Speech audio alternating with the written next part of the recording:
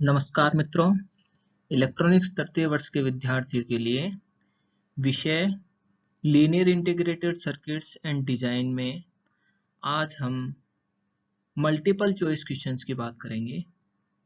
Board of technical education Rajasthan के नए exam pattern में मल्टीपल चॉइस क्वेश्चंस का महत्वपूर्ण योगदान रहने वाला है। Multiple choice questions multi vibrators using 555 timers में हम बात करेंगे मल्टी वाइब्रेटर्स के बारे में। मल्टी वाइब्रेटर्स तीन प्रकार के होते हैं: stable multi vibrator, monostable multi vibrator और बाइस्टेबल मल्टी वाइब्रेटर। और मल्टी वाइब्रेटर भी यूजिंग 555 टाइमर।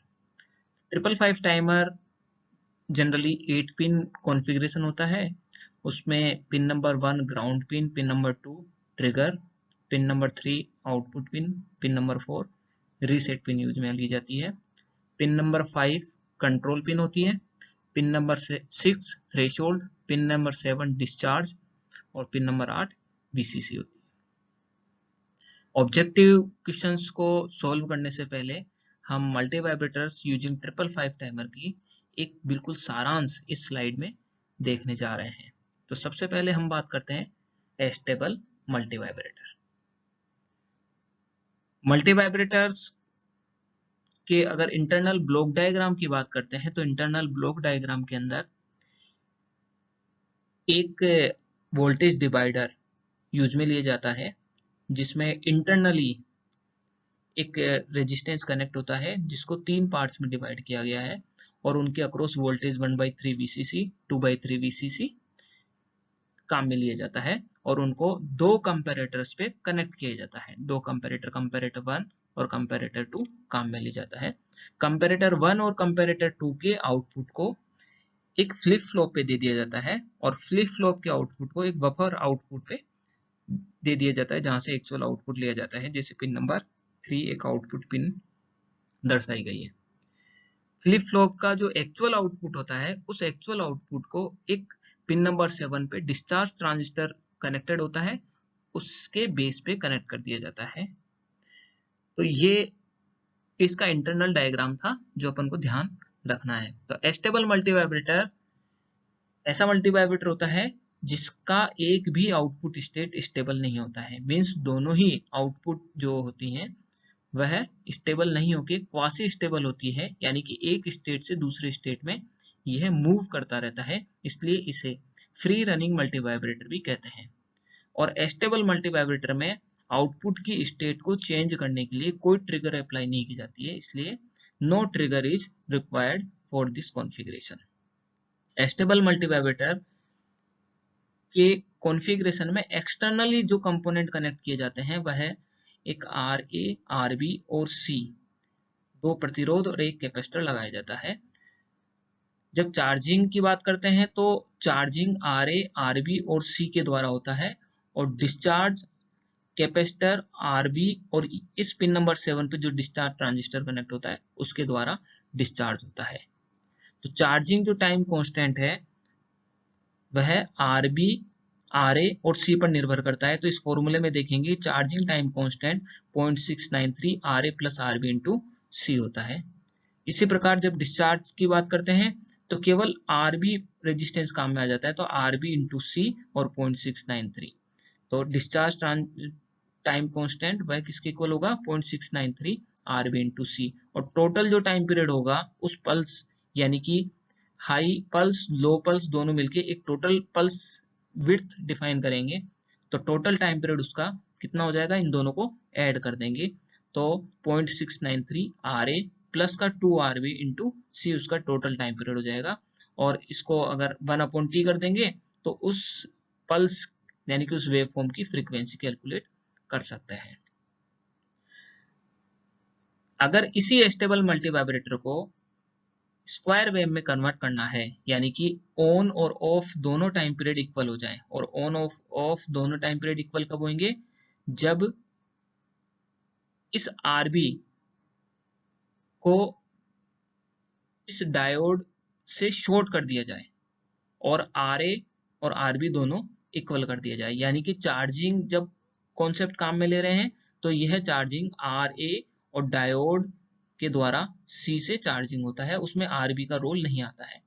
तो आर ए और सी उस कंडीशन में जब डायोड पैरेलल कंडीशन में लगा है तो चार्जिंग टाइम पीरियड कहलाएगा, और डिस्चार्जिंग के समय डायोड रिवर्स बायस रहता है तो उस कंडीशन में आरबी और सी के द्वारा डिस्चार्ज होता है।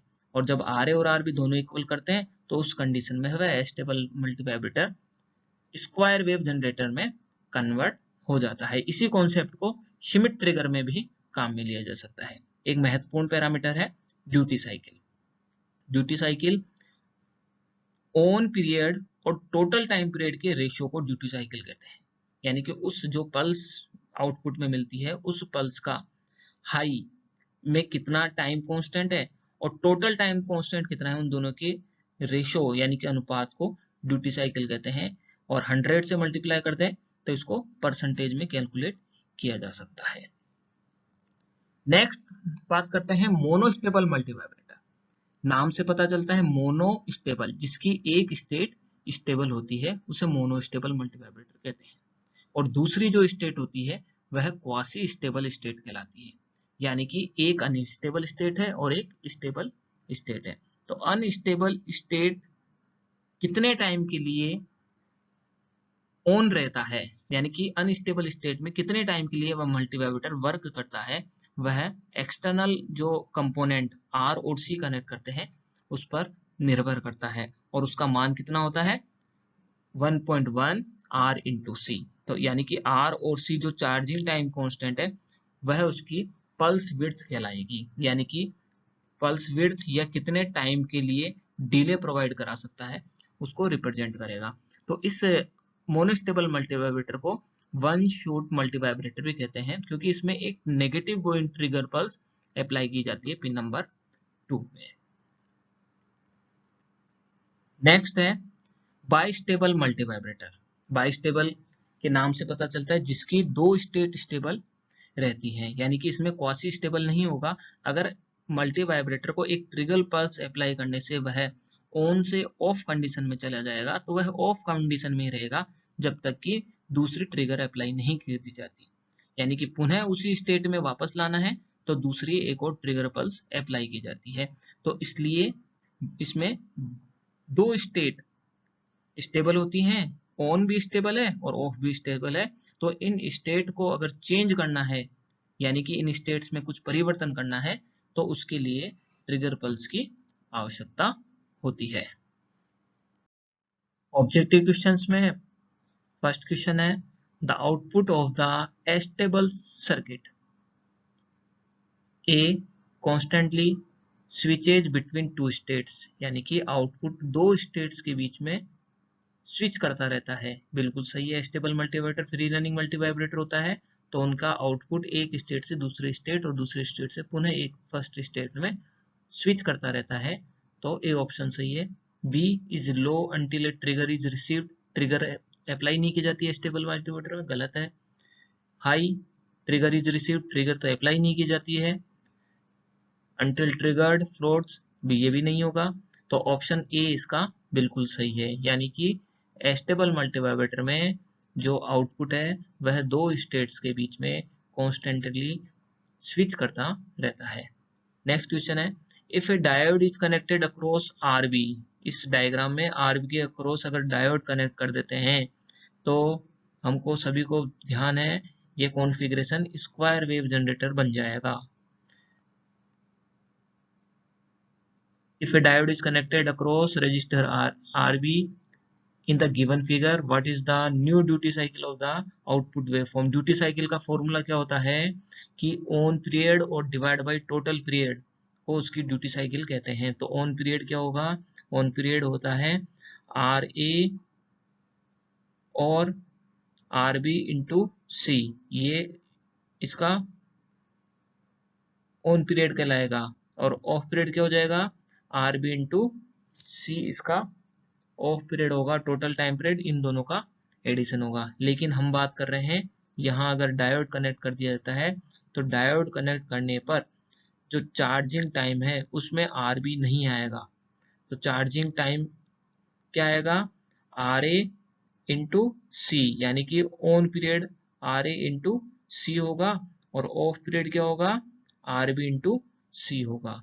तो ड्यूटी साइकिल, तो ऑन पीरियड कितना हो जाएगा, आर ए, सी से सी कैंसिल हो जाएंगे तो आर ए आएगा ऑन पीरियड। तो आर ए, और टोटल टाइम पीरियड में एक बार आर ए आएगा और डिस्चार्जिंग में आर बी होगा, तो R A plus R B. तो इसकी ड्यूटी साइकिल का फॉर्मूला क्या होगा, R A divide by R A plus R B into 100। और आर ए का मान 3.3 और आर बी का मान 12 यहाँ पुट करेंगे। पुट करने के बाद कैलकुलेट करते हैं तो 21.6% आता है। तो ऑप्शन आएगा सी।